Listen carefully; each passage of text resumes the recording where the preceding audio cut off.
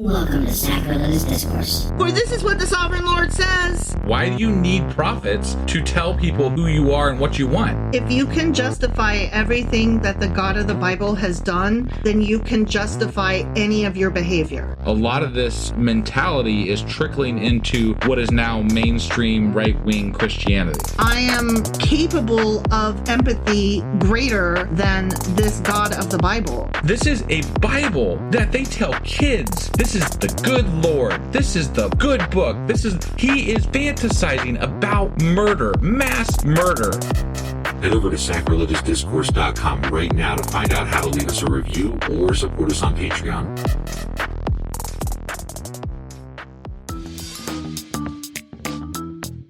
Hey there, sinners and saints. It's your favorite Bible-bashing duo from Sacrilegious Discourse, and we need your help. That's right, folks. We're raising funds for some heavenly equipment and a studio that doesn't sound like it's in the depths of hell. Our current setup, let's just say it's more apocalypse than audiophile. So if you want to hear us dissect the Bible without the background noise of demonic squirrels, chip in a few bucks. We're aiming for $5,000 to upgrade our audio and build a studio worthy of blasphemous banter. Donate today and help us spread the good word of atheism. You can find a link right on our homepage, sacrilegiousdiscourse.com. Every dollar counts. Even if it's from your collection plate.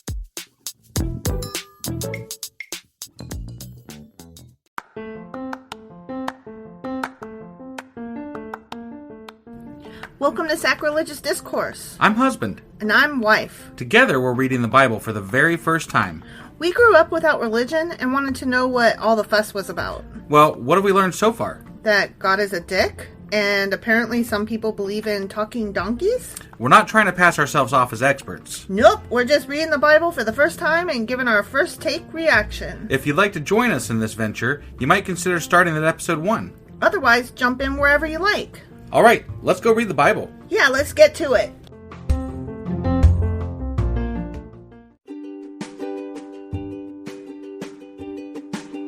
Hey wife, did you know that Anchor is sponsoring our show? Really? Don't we use Anchor to distribute our podcast on Spotify and Apple Podcasts? Yeah, and we are on just about every other platform available as well, thanks to them.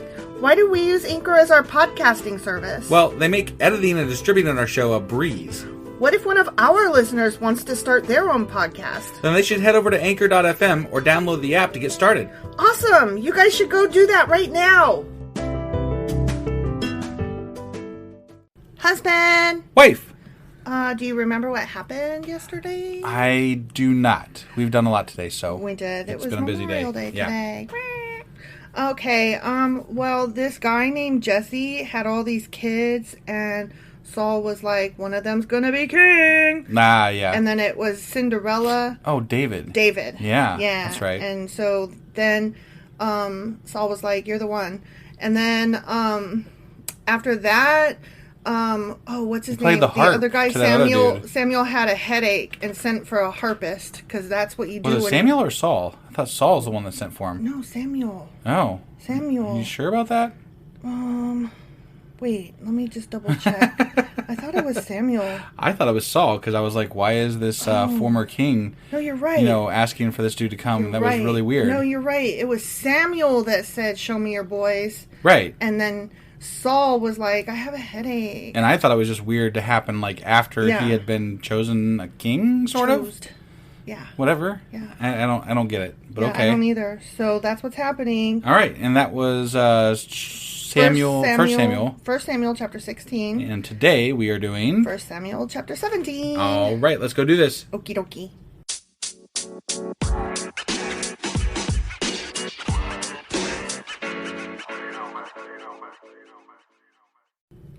Okay, 1 Samuel chapter 17, and I'm so excited because you know what this one's called? I don't, actually. It's called David Kills Goliath. Oh, shit! It's a story It's the one. know. We know this one. Yeah. This is that That happens. It's famous. Mm-hmm. This is a famous one. Goliath is a giant. They jump right into it. David got it, kinged, and then now he's going to kill a Goliath thing. Yeah.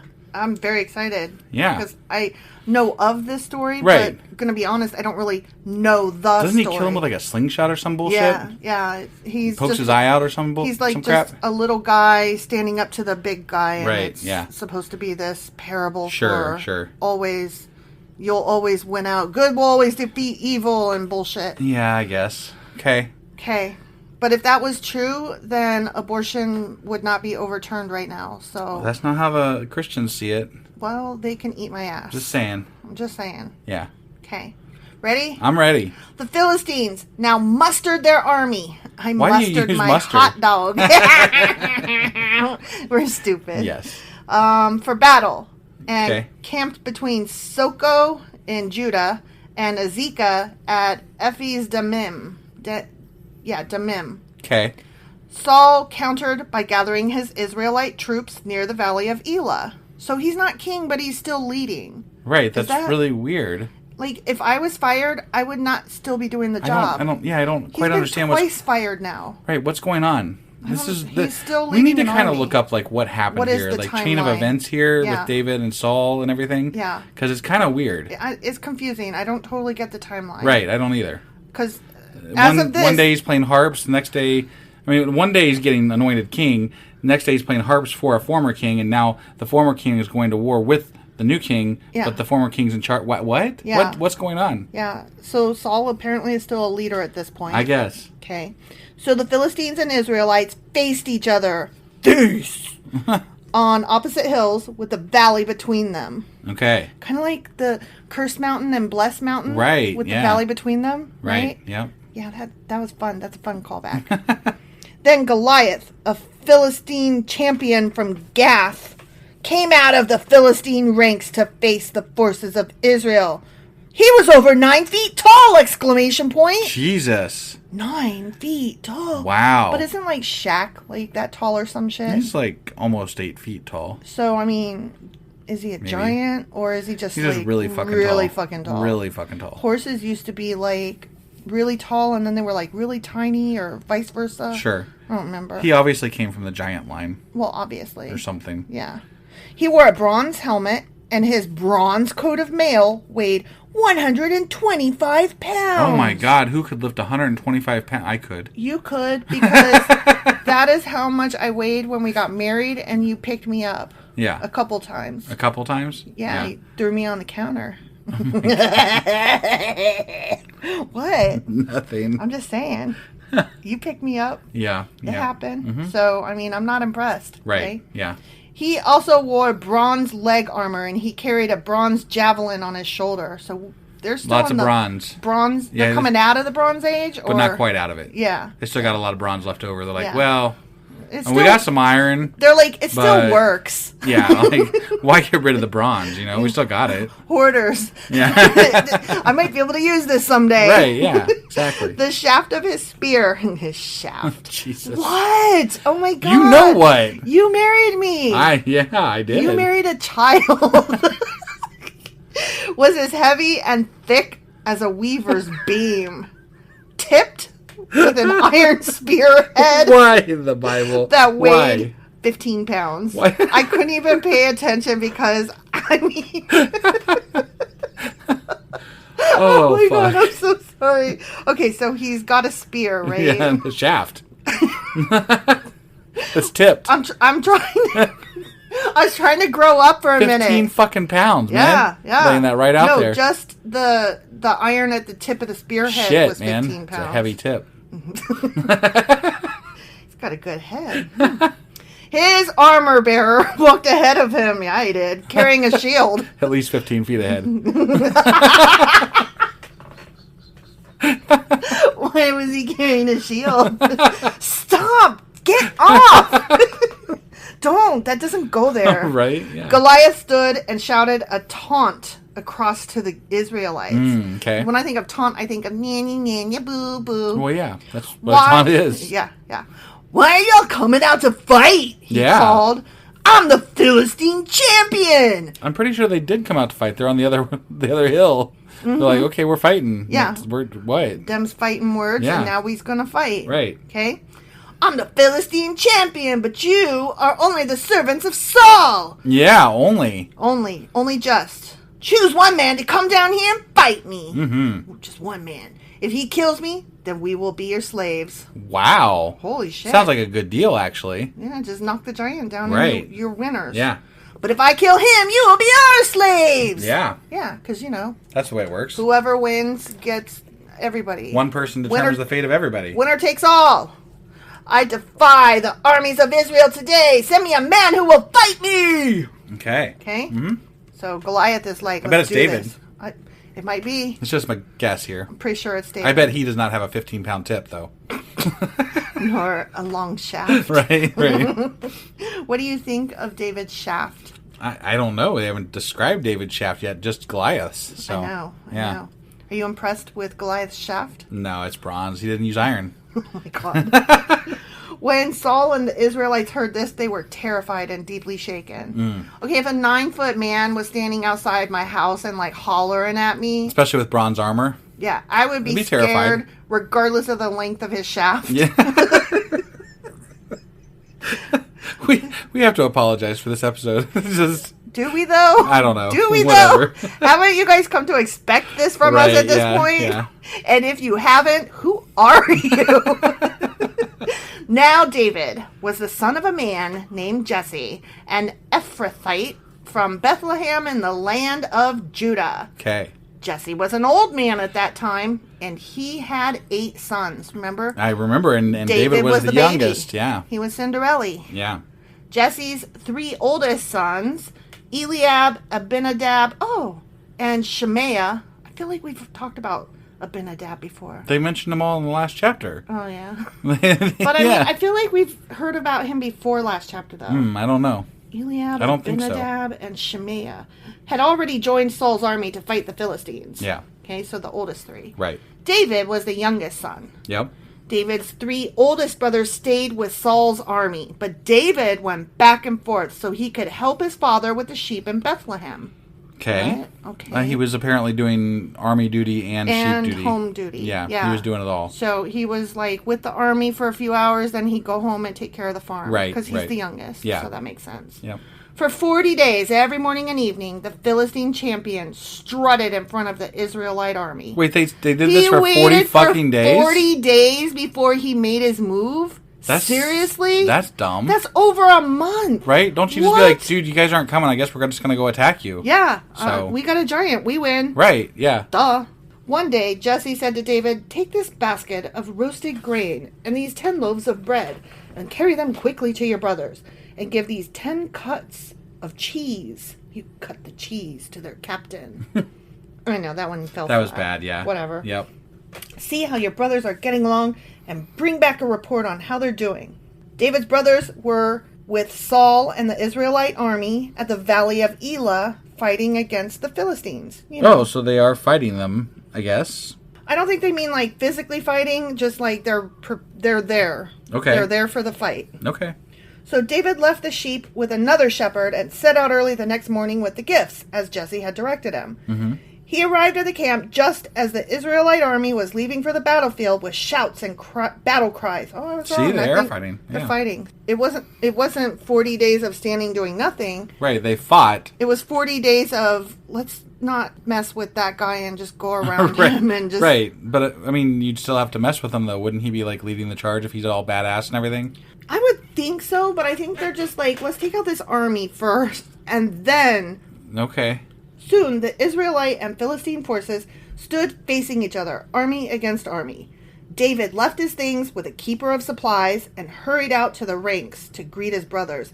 Hey, you guys! I know you're fighting! Hey, stop for a minute! I got bread for you! Right, yeah. As he was talking with them... I'm sorry, but if I was, like, in the middle of war and my sibling came up to me and was like, hey, can I talk to you for a minute? I would be like, I'm busy, fucker. Can you not see? Yeah. You see Stop. that big dude over there? We got to fight them soon. I'm trying to kill this person. Would you just? Right. As he was talking with them, Goliath, the Philistine champion from Gath, came out from the Philistine ranks. Then David heard him shout his usual taunt to the army of Israel. Oh, so this guy was like yelling for 40 days while they were fighting. And the Israelites were like, I'm not trying to hear that. Right. As soon as the Israelite army saw him, they began to run away in fright. Oh, so like they literally would taunt them and then they'd run away. Yeah. That's really dumb. Yeah. Okay. So the Israelites would be like, come on, let's go fight the Philistines for a minute. And they would fight for a little bit. And then the Goliath dude come out. would come out and be like, nya nya boo boo, stick your head in doo doo. And they're like, fuck me, let's get out of here. Yeah. And Okay. so then they would run. Okay. I think They haven't learned their lesson after 40 days. No. But they've probably taken out quite a few Philistines. So Maybe. I mean, I would hope they took out at least a few. I guess. Or else what the fuck are they even doing there? I don't know. Have you seen the giant? The men asked. He comes out each day to defy Israel. The king has offered a huge reward to anyone who kills him. He will give that man one of his daughters for a wife. Because, women That's are the way free it to goes, give yeah. away. Yep. And the man's entire family will be exempted from paying taxes. Oh, that's a good deal. Tax-free, just like churches. Right, yeah. Nice. For how long exactly, though? Like, how many probably generations for does that life. last? Probably. But does it last more than one generation or just one generation? Probably him, his wife, and kids. And Oh, okay. then I would assume that once his kids are grown up on their own, Got it. that it no longer applies. I mean, Got it. it's Right. not for... I don't know. Curses last for 10 generations, so, That's true. Just saying. I would want to see the paperwork on this. Yeah, definitely. read some fine You're print. going to go fight a 9-foot giant with fucking bronze armor, Mm-hmm. Yeah. I would say, too, though, that once he kills them, and we know he kills them because the header Right. said so, Yeah. that he definitely has some room to bargain. Yeah. I also have to ask this, though. Like, let's say that, they send David out and David failed, right? Mm-hmm. What's stopping them from just continuing to fight? Right? There's nothing really... Like, you giants said that now we're your slaves, but we say no, though. Right, yeah. Like... We're just going to keep fighting. What, are we going to be like, okay? Right? Like, no, I don't Same think thing with so. the Philistines. Like, Yeah. I mean, why would they... If their giant lost, why would they be like, oh, we give up now? Right, like, you killed our giant, womp womp, guess we'll be slaves now. Right, Like, yeah. I don't think that's how that works. It's really dumb. But anyway. Is there some kind of honor code? I guess. I mean, I'm sure. Sure. Who could know? Whatever.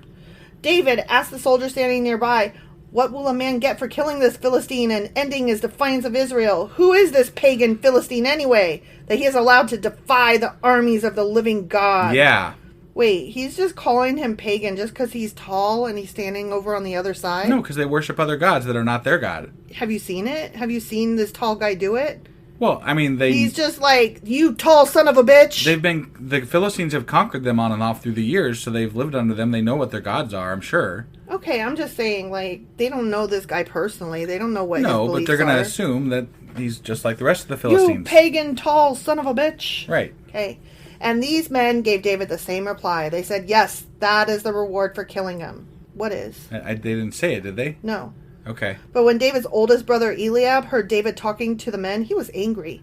What are you doing around here anyway? He demanded. What about those few sheep you're supposed to be taking care of? Yeah. I know about your pride and deceit. You just want to see the battle. Yeah, that's... I lived all my life to fucking come be up front in the battle. I don't think he's king yet. I No, think so. I think we've done a flashback here. Yeah, I think somehow, you're right. but I don't really you might be understand. right. I really don't understand where we're at. No, I know. I'm not sure either. It doesn't make a lot of sense. It doesn't. What have I done now? David replied. I was only asking a fucking question. It doesn't say fucking, but it does say I was only asking a question. Right. He walked over to some others and asked them the same thing and received the same answer. He's like, God, stupid. Right? Oh, rude. Yeah. He's all rude. Then David's question was reported to King Saul, and the king sent for him. Don't worry about this Philistine, David told Saul. I'll go fight him. Don't be ridiculous, Saul replied. There's no fucking way you can fight this Philistine and possibly win. You're only a boy, and he's been a man of war since his youth. I don't see any other fuckers stepping up. Right? So, I mean, what happened? At least I'm willing to go do it. I'll try. Yeah. Shit, man. But David persisted. I've been taking care of my father's sheep and goats, he said. When a lion or a bear comes to steal a lamb from the flock, I go after it with a club, and I rescue the lamb from its mouth. Ah. If the animal turns on me, I catch it by the jaw and club it to death. Damn. I have done this to both lions and bears, and I'll fucking do it to this pagan Philistine too, for he has defied the armies of the living God. Right? Yeah. The Lord who rescued me from the claws of the lion and the bear will surely rescue me from this son of a bitch Philistine. I think y'all know the words I'm adding of my own at all this the point. cuss words. Yeah. But I mean, it's the tone. Trying to make sure, yeah. It's the tone, it fits. Right. Right? Yeah. I'm making it more fun. Definitely. Saul finally consented. All right, go ahead, dum-dum, he said. He didn't call him a dum-dum. I know. And may the Lord be with you. May the force be with you. Right. Then Saul gave David his own armor. Oh, that's nice of him. Yeah. A bronze helmet and a coat of mail. Do you think it fit well? Did he give him a shaft? Yeah. David put it on, strapped the sword over it, and took a step or two to see what it was like, for he had never worn such things before. Right. I can't go in these, he protested to Saul. I'm not used to them. So David took them off again. He's like, I don't need this shit. This armor's too fucking heavy. Leave me alone. I don't have armor when I chase a bear. Damn, he's brave. I'll give him that. Right. And clearly strong. Yep. Is he arrogant, though? Sounds like it. Sounds like he's a little arrogant. Yeah. He picked up 5 smooth stones from a stream and put them into his shepherd's bag. Oh, yeah, that's right. Slingshot. Right, yeah. Then, armed only with his shepherd's staff. He's got a staff. Yep, he and sure does. Sling. He started across the valley to fight the Philistine. Goliath walked out toward David with his shield bearer ahead of him, sneering in contempt at this ruddy-faced boy. What exactly does a shield bearer do? Boy holds his shield. But how's that fair? He bears his shield. How is that fair? You get somebody to bear your shield for you? Yeah. Okay. Yeah, you are standing behind it, and they're holding it. Think of like when you see like those tactical moves when SWAT teams in movies come, and you've got the one guys with like the things of armor or like the car doors. You know, there's the ones that are holding the car doors, and then there's the people with the guns and shit like that standing behind them. Yeah. Armor bearer. Okay. Am I a dog? He roared at David. Well, it says he roared. I had to make him roar. Oh, okay. Got it. He roared at David. Am I a dog that you come at me with a fucking stick? And he cursed David by the names of his gods. His gods? His gods. Wait, what gods? The giant his gods. was like, I have all these gods, and I am using their names to curse you, you stupid little boy. Why would you curse somebody else with the names of your gods? That's weird. Like when we say, God damn you to hell, we have just used our gods to curse somebody. All right. That's basically what he's saying. Like, you know, by this pagan god and that pagan god, I'm gonna fucking knock your deck off. You know, like that. Got it. Come over here and I'll give your flesh to the birds and wild animals, Goliath yelled. Yeah. David replied to the Philistine, you come to me with spear, sword, and javelin, but I come to you in the name of the Lord of heaven's armies, the God of the armies of Israel, whom you have defied. Today the Lord will conquer you, and I will kill you and cut off your fucking head. And then I'll shit on it. Just kidding. And then I will give the dead bodies of your men to the birds and wild animals, and the whole world will know that there is a God in Israel. Yeah. And everyone assembled here will know that the Lord rescues his people, but not with sword and spear. How many times have the Philistines had to learn that there's a God in Israel? Just as often as the Israelites have to learn that their God is a fickle son of a bitch. Right. This is the Lord's battle, and he will give you to us, continued David. Mm-hmm. Okay. As Goliath moved closer to attack, David quickly ran out to meet him. I mean, he's talking brave. He's talking a big game, though. Yep. All he's going to do is throw rocks at him. I guess you got to prepare for everything, right? Right. Somebody's going to throw rocks at me, maybe. Yeah. Reaching into his shepherd's bag and taking out a stone, he hurled it with his sling and hit the Philistine in the forehead. The stone stank in. Stank in? It stank. It sank in to his head, and Goliath stumbled and fell face down on the ground. Damn. Just one shot? Wow. Are you fucking kidding me? That's all it took? I guess. So David triumphed over the Philistine with only a sling and a stone, for he had no sword. Oh my God. That's it? That's all it took? Wow. One fucking shot from a sling. One shot. Because it sunk into his head. That's bullshit. That is bullshit. Because you could throw rocks at somebody and they still get up. You know? Then David ran over and pulled Goliath's sword from its sheath. You know that heavy-ass thing? Yeah. David used it to kill him and cut off his head. Damn. And then he shit down his throat. Israel routs... we're doing another section now. Oh, okay. Yeah, it's just that it wasn't... Didn't break it up well. It didn't break it up. Got it. I hate this thing. Yeah, it's not good. It's not easy. Right. Okay, the next section, all of a sudden, is called Israel Routs the Philistines. Well, shouldn't they have just, automatically won because they beat Goliath? Yes. Okay. But that's not how it works. Again. Because, what we said earlier. Yeah. Because would you just be like, oh, okay, yeah, that sounds fair. Right. I'll just be your slave now. Yeah. Cool. When the Philistines saw that their champion was dead, they turned and ran. Oh, shit. Okay. Oh, they didn't keep fighting. So, yeah. Okay. No, they were like, bye. We gone. Then the men of Israel and Judah gave a great shout of triumph and rushed after the Philistines, chasing them as far as Gath and the gates of Ekron. I would be hanging in the back just doing a light jog. Right. And I'll be like, I'm just picking up the stuff everybody dropped. I'm helping. The bodies of the dead and wounded Philistines were strewn all along the road from Sharim as far as Gath and Ekron. They killed them. They killed them all. They killed them good. They killed them hard. Then the Israelite army returned and plundered the deserted Philistine camp. Yeah, they did. David took the Philistine... Oh, sorry. This is parentheses voice. Got it. David took the Philistine's head to Jerusalem, but he stored the man's armor in his own tent. Ah, okay. Okay. Yeah. All right. I mean, what did he do with his head? Probably put it on a spike to ward off any other Philistines from attacking. You got any more giants? We can throw rocks at these guys. Right? As Saul watched David go out to fight the Philistine, he asked Abner, the commander of his army, Abner, whose son is this young man? Abner declared. Actually, what he said was, I really don't know, but kind of sums that up. Sure. Well, find out who he is, the king told him. Yeah, so Saul's still king at this point. Yeah, I don't get it. No, it's I don't weird, either. Right? It's back and forth and back and forth yeah. and back and no, forth. There's definitely some like time warp shit going on. So Let's do the time warp in the Bible again. Okay, so find out who he is, the king told him. As soon as David returned from killing Goliath, Abner brought him to Saul with the Philistine's head still in his hand. Tell me about your father, young whippersnapper. And apparently this is before he played harp for him, too. Could be. Because otherwise he would know who he is. Yeah. He'd be like, wait, aren't you my fucking harp player guy? Right. For my headaches? Yeah, so we keep going backwards in time instead of forward in time. Yeah, this is weird. Yeah. Hey, tell me about your father, young man, Saul said. And David replied, his name is Jesse, and we live in Bethlehem. The end. Oh, that's it? Okay. It happened so fast that it took you a full second before you're like, wait, you just said the Well, end. I mean, like, that was abrupt. I keep expecting to, like, learn why we keep going backwards in time as opposed to forward in time. He just killed a giant. Yeah, but, like... Calm yourself. Okay.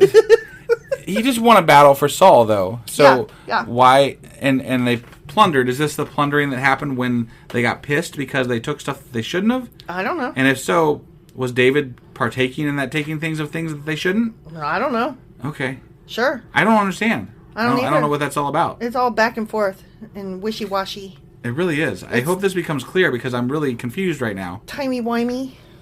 Yeah, that. Yeah. All right. Well, that was 1 Samuel chapter 17. Wow, that was a burp. No, that was a hiccup. That was something. That was a hiccupy burp. Yeah. Okay, so that was 1 Samuel chapter 17. And tomorrow, we will be doing 1 Samuel chapter 18. All right, we'll see you guys tomorrow. Bye.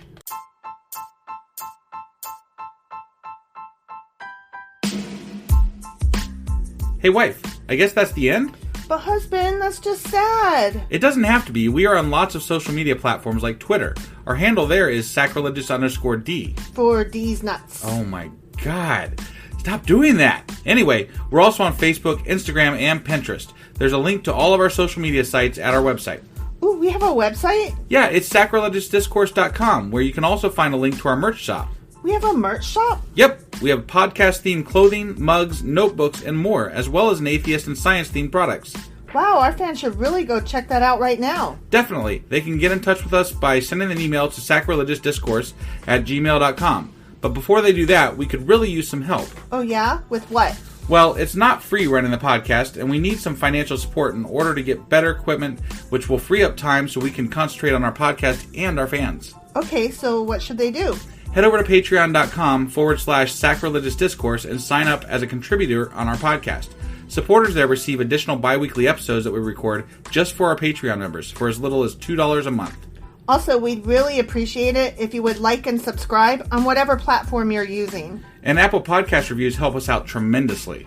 Like and subscribe. Leave an Apple review. Join us on Twitter. Support us on Patreon. That's a lot of instructions. Don't forget to say thanks. Thanks. Okay, bye.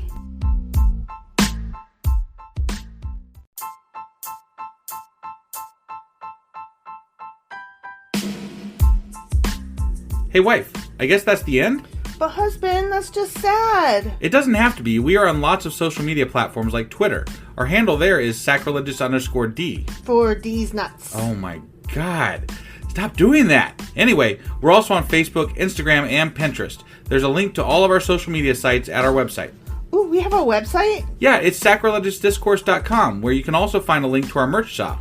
We have a merch shop? Yep, we have podcast-themed clothing, mugs, notebooks, and more, as well as an atheist and science-themed products.